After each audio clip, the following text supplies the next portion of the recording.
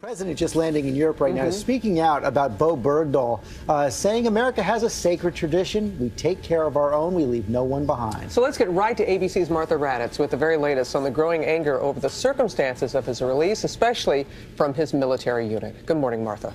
Good morning, Robin. This morning, Bergdahl remains hospitalized in Germany in stable condition, suffering from malnutrition and receiving psychological counseling after 5 years with the Taliban. But Bergdahl's transition home could be especially challenging, given the storm of controversy surrounding his release and his capture. Bergdahl has yet to tell his own side of the story, but this morning, stunning accusations from soldiers who served with Bergdahl in Afghanistan. I feel like he deserted us. He knew what he was doing when he deserted us. It was premeditated. It was thought out. He was not captured. He was not forcefully taken off the base. He left on his own accord.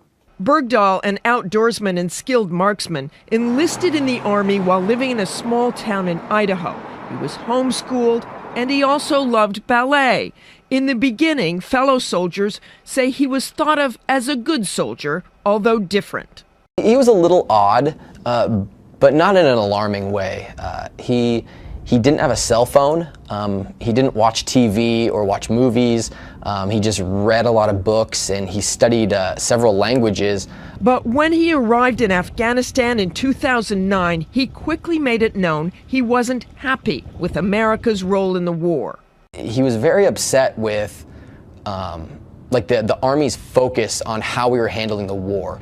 It was within 2 months of his arrival in the war zone that fellow soldiers say he walked away from post looking for the Taliban, his weapon and body armor left behind. But worse, they say, the subsequent search costing at least 6 American lives.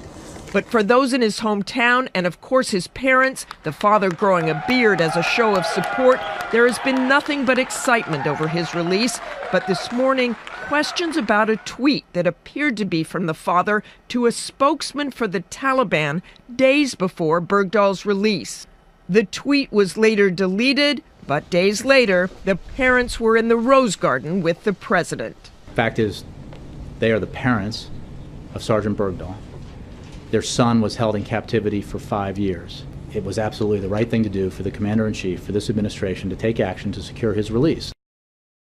And just a short time ago, the chairman of the Joint Chiefs of Staff, General Martin Dempsey, posted on his Facebook page that, like any American, Bergdahl is innocent until proven guilty. The military won't look away from any misconduct, he said, but that this was the last best chance to free him, something they would do for any U.S. service member held captive, he said.